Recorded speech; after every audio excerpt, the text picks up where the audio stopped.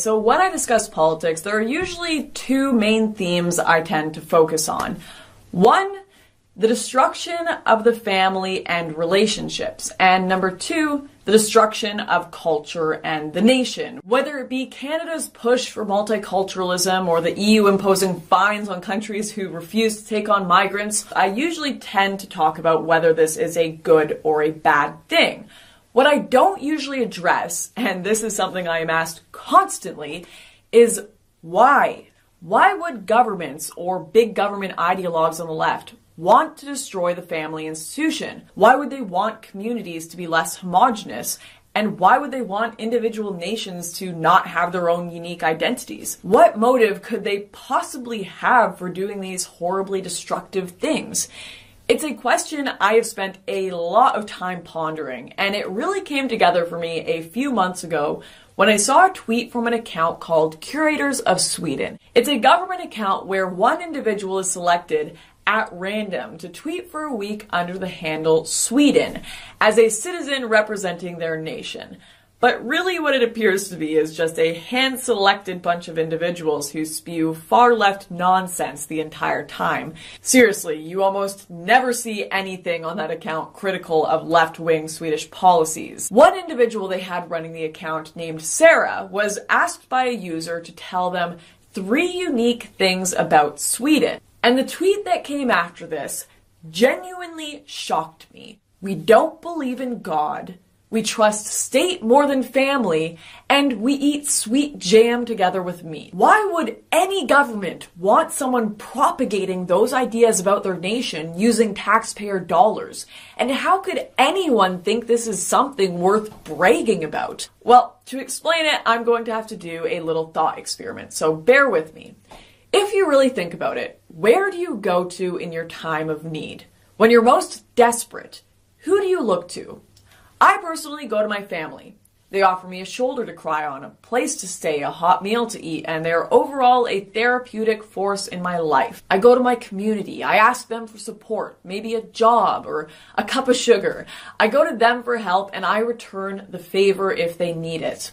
And I think for most people, even those who ordinarily reject religion, when all else is gone and stripped away, we look to God and we pray. Many who are homeless or desperate go to the church, which offers outreach. These are pillars of our lives. They give people guidance, a sense of comfort, and a sense of safety. Now, fast forward to a world where progressive politics has won. The nuclear family has been broken for the most part, and people feel disconnected from their mothers and fathers. They have no intention of getting married or even being monogamous for that matter. Most millennials are now single professionals living in a high-rise at 38 years old with no kids or spouse. Their neighbors? Mostly migrants, who are very different culturally. They don't talk much. In fact, many don't even speak the same language. The local church no longer offers much support and is soon to be replaced by some brutalist government office.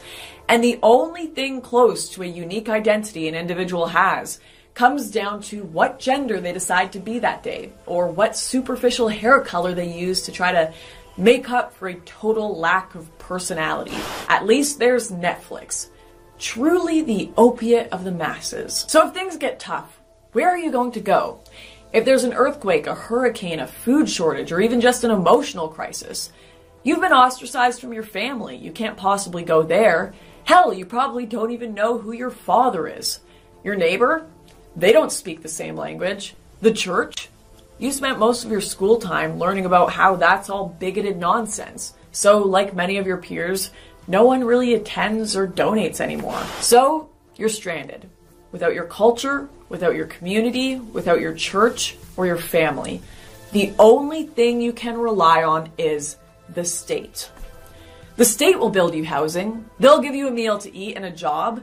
With the rise in terrorism, all the garbage cans are gone, so you can pick up rubbish for the state. What about a shoulder to cry on? Well, next election, the Liberals can run on a platform of hiring more state counselors and expanding the mental health bureau. You'll be okay because of the state. They want to be the most integral thing to your life. Who needs welfare offices when people's families are together and the community will pitch in to help? Who needs an expanding state when you have a close-knit community pitching in to voluntarily help expand that society? You wonder why the EU hates Poland, why they hate Britain and the Slavic nations who sing their anthems with pride. It's because national identity leads to nations and unique groups of people wanting their own unique future. And they want to allocate resources to those they know will return the favor. There's a reason Angela Merkel throws away the German flag when she's handed it.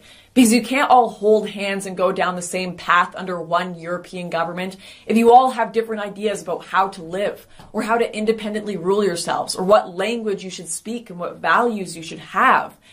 You can be or have whatever skin color, hair color, or gender you want, but you can't have any culture or community to rely on if you are a slave to the state. And this is why Sweden proudly touts from their government project Twitter account that we don't believe in God and we trust state more than family.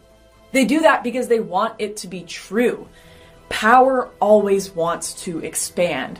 But I truly hope that people will realize sooner than later that the warm comfort of loving parents, spouses, and siblings cannot be replaced by cold bureaucracy.